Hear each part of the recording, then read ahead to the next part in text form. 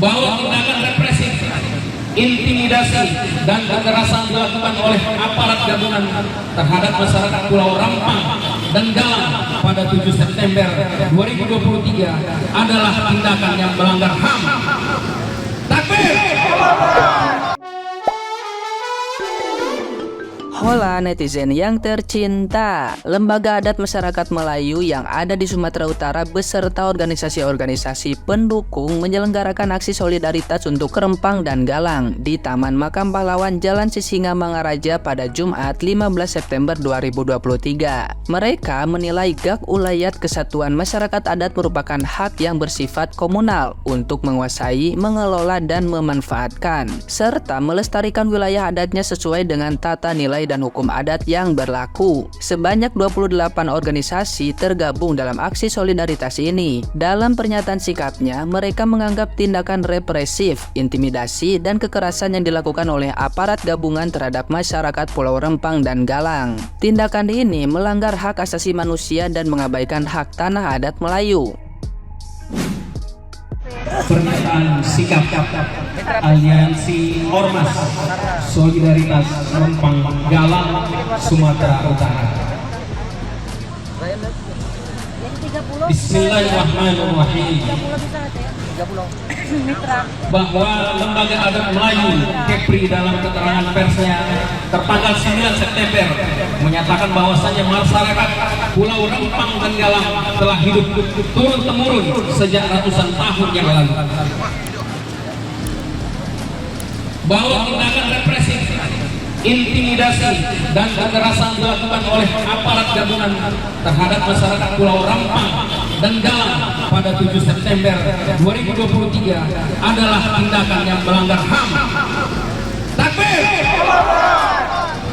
Dan mengabaikan hak-hak adat, terutama hak-hak adat Melayu. Bahwa pasal 18B Ayat 2 Undang-Undang Dasar 1945 yang menyatakan negara mengakui dan menghormati kesatuan masyarakat hukum adat beserta hak-hak tradisionalnya sepanjang masih hidup dan sesuai dengan perkembangan masyarakat dan prinsip negara kesatuan Republik Indonesia yang diatur dalam undang-undang. Dalam pasal 3 UU PA menyebutkan dengan mengingat ketentuan-ketentuan dalam pasal 1 dan 2 pelaksanaan hak ulayat dan hak-hak yang serupa itu dari masyarakat hukum adat sepanjang menurut kenyataannya masih ada mereka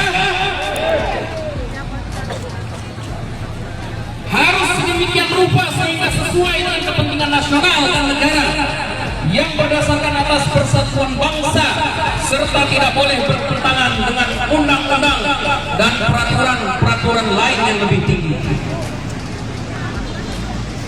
Bahwa hak ulayat kesatuan masyarakat hukum adat atau yang serupa itu adalah hak kesatuan masyarakat hukum adat yang bersifat komunal untuk menguasai, mengelola, memanfaatkan serta melestarikan.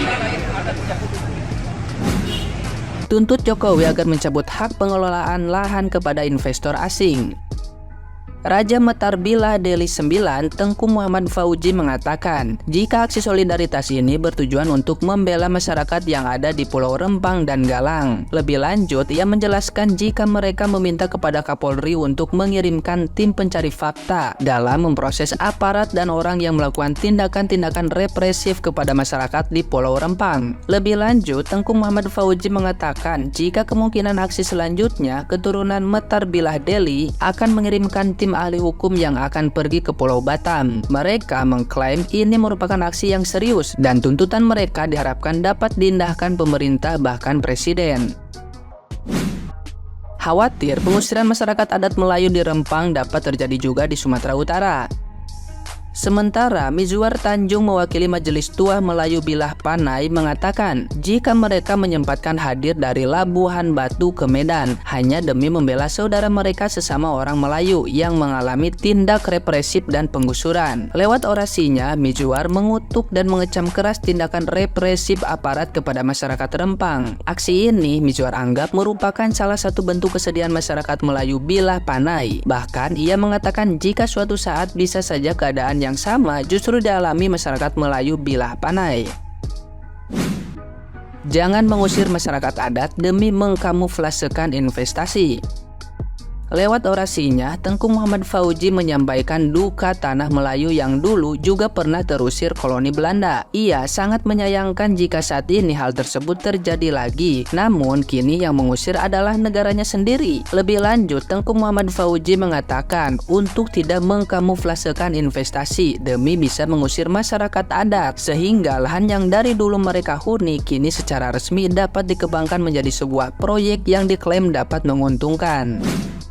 Nah, gimana nih menurut netizen yang maha benar? Silahkan berkomentar ya. Hari ini tanggal 7 September 2023 kembali lagi menjadi catatan buruk bagi sejarah di Indonesia.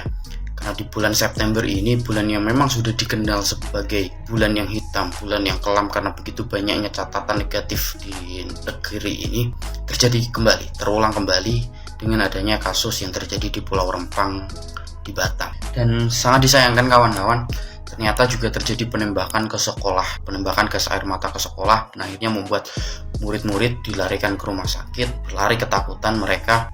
Sungguh rasanya hal-hal semacam ini sangat disayangkan. Dan mari kita berdoa untuk kawan-kawan kita yang sedang berjuang untuk keadilan dan panjang umur perjuangan. Terima kasih.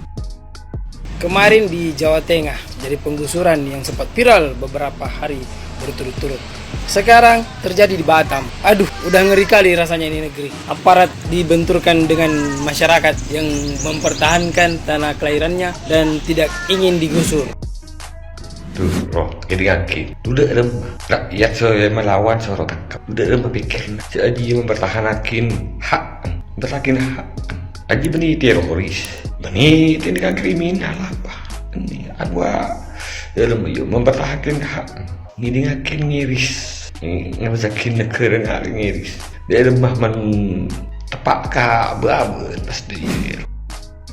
Halo warga negara yang baik, mendengar berita dari Pulau Rempang di Batam yang baru-baru ini menimbulkan kericuhan. Ini penjelasan Profesor Dr. Mahfud MD tentang status hukum dari Pulau Rempang itu sendiri. Jadi menurut Mahfud MD, Pulau Rempang itu pada tahun 2001 itu sudah diberikan hak guna usahanya. Hak guna usaha adalah hak guna usaha yang diberikan oleh negara kepada pihak investor untuk mengelola sebuah wilayah pertanahan yang dimana tujuannya untuk kemudian menghasilkan tentu saja pemasukan bagi negara, menciptakan lapangan kerja dan mendorong juga pertumbuhan ekonomi. Jadi pada saat lahan itu diberikan pada tahun 2001, menurut Mahfud MD itu lahan tidak segera diusahakan oleh investornya, sehingga kemudian pada tahun 2004 baik dari pemerintah pusat katanya juga dari pemerintah daerah itu melakukan kekeliruan dengan memberikan izin kemudian penempatan pulau itu entah itu untuk yang lain, entah itu untuk masyarakat dan lain sebagainya,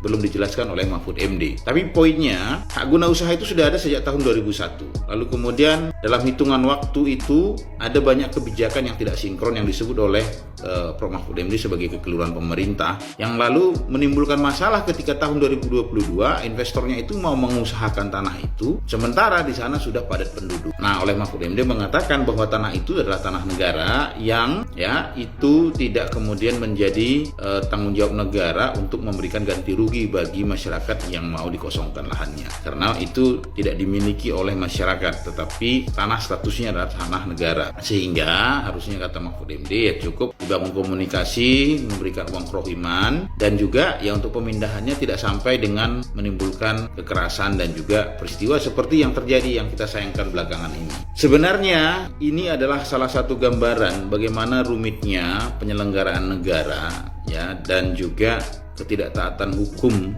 bukan hanya oleh individu-individu seperti kita warga negara, tetapi negara sendiri pun ya lewat pemerintahannya itu melakukan kekeliruan, melanggar kemudian ketentuan-ketentuan yang mereka buat sendiri. Problemnya Pak, problemnya warga negara semua, kita kemudian menjadi korban dari ketidakpastian hukum. Sebenarnya tidak salah pemerintah itu kemudian mendorong investasi, karena investasi adalah salah satu instrumen untuk kemudian menggerakkan ekonomi, menimbulkan adanya lapangan kerja, ya, menghadirkan kemudian kesejahteraan. Tetapi problemnya adalah kalau investasi itu ya tidak kemudian dilakukan secara benar, tidak kemudian diurus secara benar, maka hasilnya adalah seperti di Pulau Rempang. Dan Pulau Rempang ini hanya satu HGU ya dari sekian banyak HGU yang barangkali juga menimbulkan masalah di berbagai daerah. Seringkali HGU itu dikeluarkan misalnya tanpa kemudian memperhatikan aspek kesejahteraan masyarakat yang ada di tempat. Sementara Undang-Undang Dasar kita, konstitusi kita itu menjamin kemudian perlindungan terhadap warga negaranya. Perlindungan terhadap warga negara itu harusnya juga meliputi ya pemenuhan hak hidup mereka, hak bekerja, hak beribadah dan lain sebagainya. Yang sayangnya itu tidak berimbang ketika investasi itu diprioritaskan, tetapi hak-hak masyarakat itu tidak diprioritaskan. Jadi kasarnya, ketimbang kemudian mendatangkan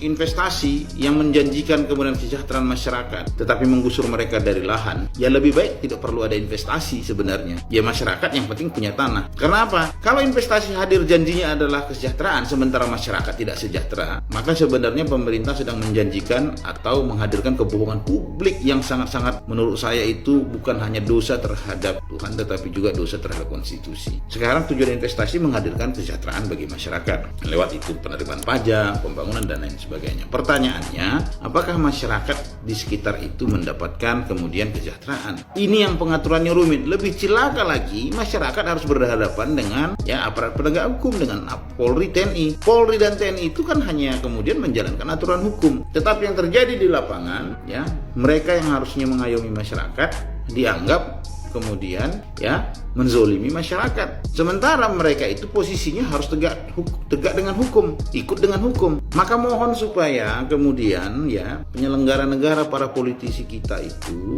ya supaya melihat ini dengan jernih, jangan kemudian membuat polisi kita itu, tentara kita itu juga image-nya rusak di masyarakat ketika melakukan penegakan hukum ya, apalagi ketika penegakan hukum itu demi menghadirkan sebuah ya janji investasi kepada misalnya pelaku usaha, tetapi masyarakat tidak kemudian diberi solusi. Artinya apa? Kita memberi kemudian solusi kepada investor yang kemudian atas dalih pemerintah itu untuk memberikan kesejahteraan bagi masyarakat. Nah, tetapi solusi bagi masyarakatnya itu kemana? Apalagi ini menurut catatan, kalau ini benar ya ada puluhan kampung adat di sana. Ada kemudian banyak masyarakat di sana. Pertanyaannya, waktu HGU pertama 2001 itu diberikan, apakah benar tanah itu kosong sama sekali, tidak ada masyarakat di sana? Atau sebenarnya ya memang sudah ada, tetapi ditetapkan sebagai HGU seperti kesalahan-kesalahan biasanya dari ya pengelola negara, baik itu terutama di Kementerian LHK dengan juga di agraria gitu ya, yang mengurusi soal agraria. Karena apa? Kadang-kala negara mengatakan ini statusnya bukan masyarakat, tetapi masyarakatnya itu mau diapakan nggak jelas. Maka harusnya memang ya Undang-Undang Pokok Agraria tahun 60-an itu ya semangatnya yang dulu dibangun oleh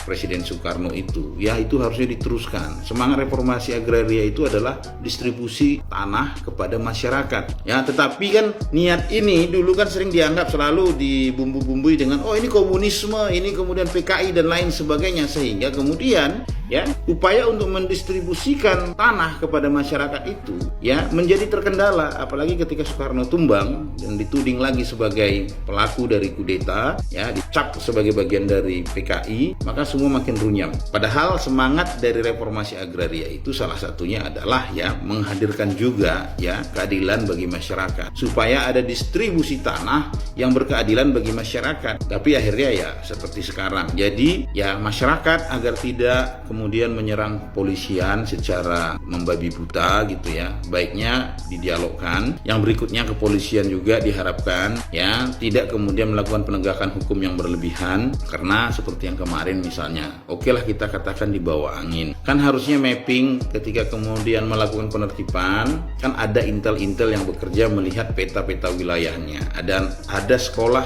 kalau kemudian menggunakan gas air mata itu kan bisa diukur biasanya berapa jaraknya yang terpengaruh, kemudian lalu di sekitar situ ada lingkungan apa saja, sehingga ketika kemudian kemarin ada sekolah yang di sekitar situ ya, jangankan gas air matanya, mendengar tembakan saja Anda bisa bayangkan. Tanya deh kepada Pak Polisi yang juga punya anak-anak kecil, kalau mendengar suara tembakan itu pasti menakutkan. Nah yang begini ya harusnya menjadi evaluasi bersama supaya penegakan hukum tidak harus kemudian menimbulkan trauma sosial bagi masyarakat dan menimbulkan kebencian terhadap institusi penegak hukum. Tapi lebih dari itu memang ya kembali bahwa walaupun kita ini negara hukum, kerap kali negara kita ini menjadi negara politik gitu ya. Artinya politik itu lebih kemudian berkuasa daripada penegakan hukum itu sendiri. Maka sekali lagi di setiap isu-isu yang kita bahas di VT ini selalu kembali saya ajak kepada teman-teman semua untuk memilih politisi-politisi yang sungguh-sungguh punya concern terhadap masyarakat. Bukan hanya sekedar gagah atau sekedar punya kemampuan untuk kemudian mengurusi banyak hal,